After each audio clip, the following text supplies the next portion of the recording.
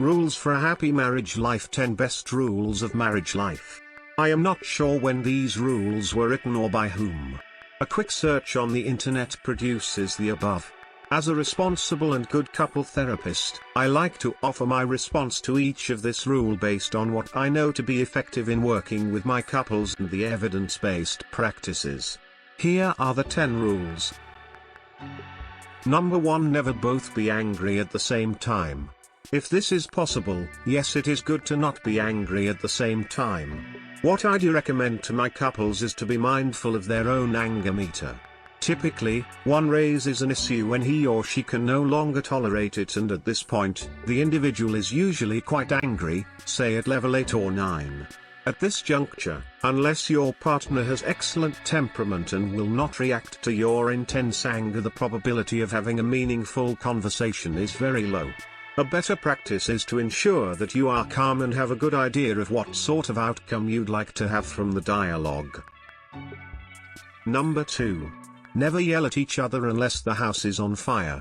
As a blanket statement, I would say yes. Yelling masks the message that you are conveying because all your partner hears is the anger and frustration. The message gets lost in there. Nobody enjoys to be yelled at. If you don't like to be yelled at, practice the same courtesy towards your partner. Number 3. If one of you has to win an argument, let it be your spouse.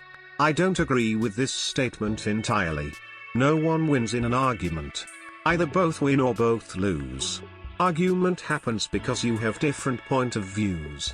At its core, it is about communicating why you have such belief to your partner. Also, being kind is more important than being right. However, if the matter is important to you, have the patience to explain and communicate your point of view so that your partner can understand you. Number 4. If you have to criticize, do it lovingly. I would say yes. If your partner's behavior is causing you pain, then there is a need to address it. Instead of putting the blame or criticizing your partner, identify your needs that are not being met and express that needs instead. Share positive action that your partner can do so that your needs can be met. Don't expect your partner to be a mind reader. Number 5. Never bring up mistakes from the past. I will qualify this and say that only if it has been addressed adequately. What this means is that the hurt party is satisfied that he or she is listened to and validated and able to close the chapter and move on. While what is past, it is important for you to understand the hurt and pain that had been inflicted on your partner such that he or she is still clinging on to it today.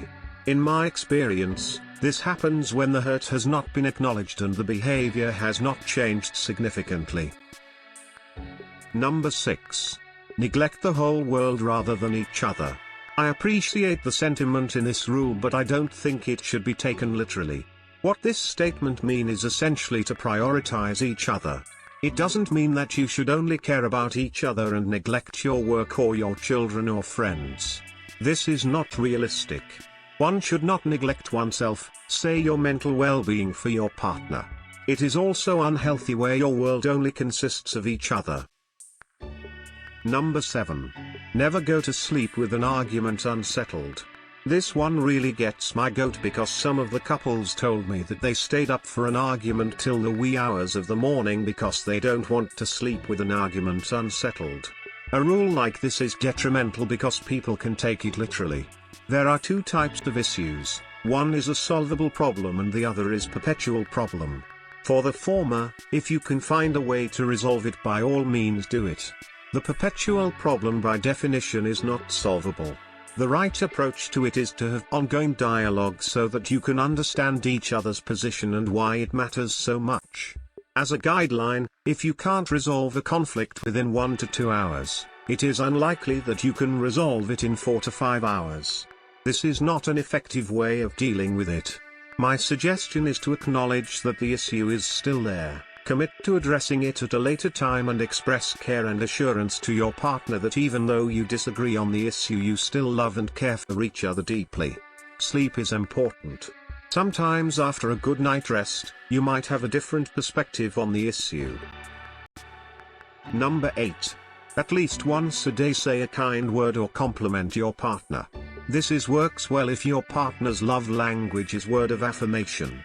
If not, the kind word and compliment will not mean anything. The broader idea here is to show appreciation to your partner regularly. It need not be a compliment per se.